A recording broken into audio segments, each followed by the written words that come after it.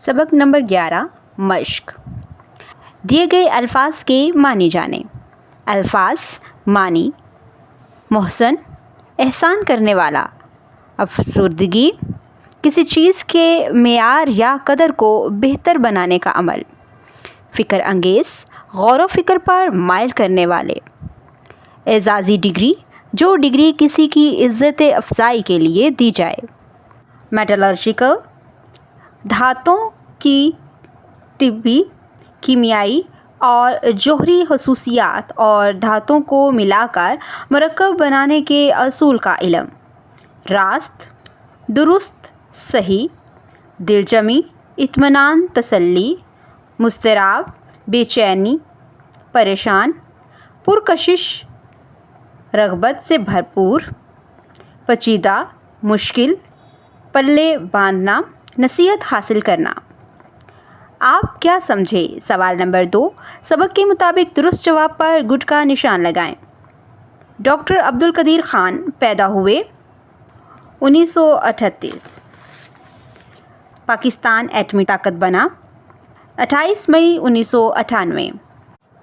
Doctor Abdul Qadeer Khan کے والد کا نام تھا عبدالغفور خان۔ ڈاکٹر عبدالقدیر خان کے کالم کا عنوان تھا سحر ہونے تک۔ ڈاکٹر عبدالقدیر خان نے وفات پائی 2021 میں۔ سبق کے مطابق درست الفاظ لگا کر خالی جگہ پر کریں۔ ڈاکٹر عبدالقدیر خان کے والد عبدالغفور خان ایک اسکول میں مدرس تھے۔ یوم تکبیر ہر سال 28 مئی کو منایا جاتا ہے۔ ڈاکٹر عبدالقدیر خان نے 1963 میں برنل ٹیکنیکل یونیورسٹی سے میٹالرجیکل کا ڈپلومہ کیا۔ ڈاکٹر عبدالقدیر خان نے صرف 7 برس کی مختصر مدت میں پاکستان کو ایٹمی قوت بنا دیا۔ ڈاکٹر عبدالقدیر خان کو 2 بار نشان امتیاز اور 1 مرتبہ ہلال امتیاز سے نوازا گیا۔ سوال نمبر 4، دیے گئے سوالات کے جواب لکھیں۔ ڈاکٹر عبدالقدیر خان نے پی ایچ ڈی چھوڑنے کا ارادہ کیوں کیا؟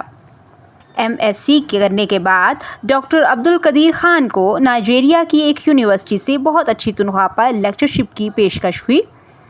مالی خوشحالی اور ملازمت کی خاطر انہوں نے پی ایچ ڈی چھوڑنے کا فیصلہ کیا، مگر اپنے نگران ڈاکٹر اسٹارک کے کہنے پر یہ ارادہ ترک کر دیا اور تعلیم جاری رکھی۔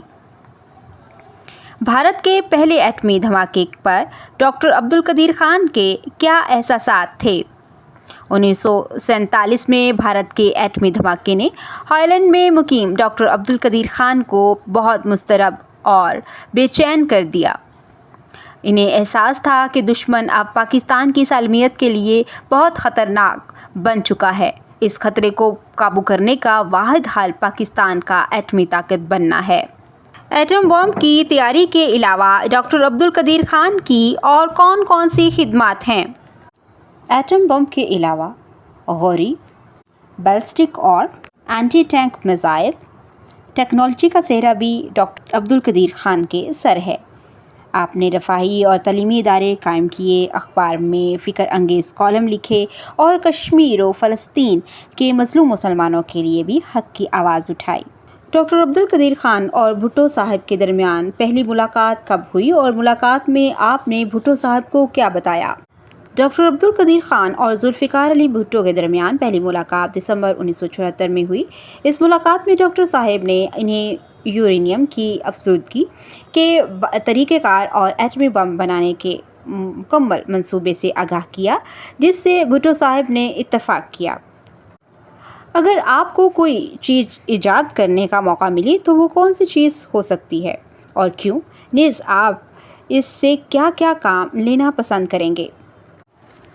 اگر مجھے موقع ملا تو پانی سے چلنے والی سستی بجلی پیدا کرنے والی مشین ایجاد کروں گی تاکہ غریب عوام کو سستی بجلی مل سکے۔ اس سے کارخانے چلیں گے، ملک کی معیشت بہتر ہوگی اور لوڈ شیڈنگ جیسے مسائل کا بھی خاتمہ ہوگا۔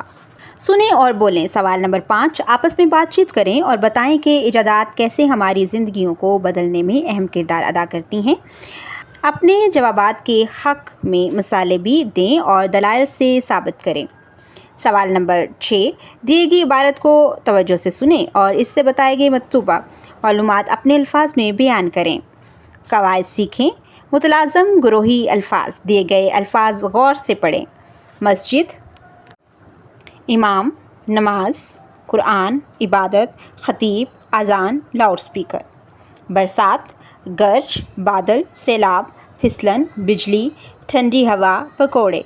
ऊपर दिए गए अल्फाज मुतलाज़म या गुरोही अल्फाज हैं। ऐसे अल्फाज जिनको ज़ुबान पर लाते ही इनसे मुतल्लिक़ा बहुत से अल्फाज जहन में आ जाएं, इन्हें मुतलाज़म या गुरोही अल्फाज कहते हैं। थिसारस का इस्तेमाल करते हुए दिए गए अल्फाज के दो मुतलाज़म अल्फाज तहरीर करें और इन्हें जुमलों में इस्तेमाल करें।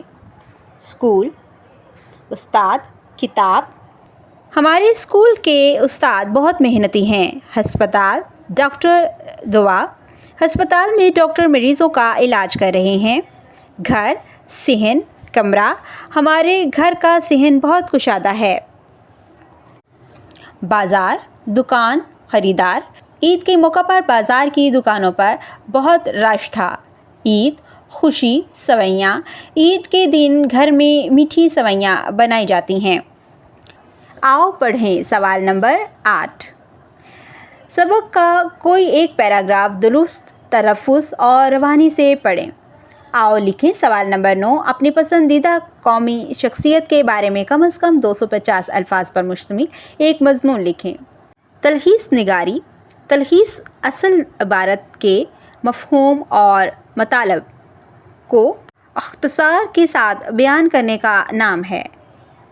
तलख़ीस निगारी के बारे में अहम हदायत। तलख़ीस शुदा इबारत असल इबारत के 1/3 हिस्से के बराबर होनी चाहिए।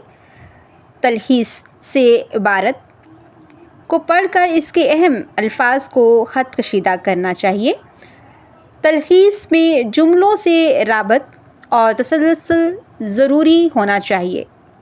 असल इबारत में मौजूद तमाम अहम ख़यालात को तलख़ीस में जमा करना चाहिए। तलख़ीस सिर्फ़ एक पैराग्राफ पर मुश्तमिल होनी चाहिए।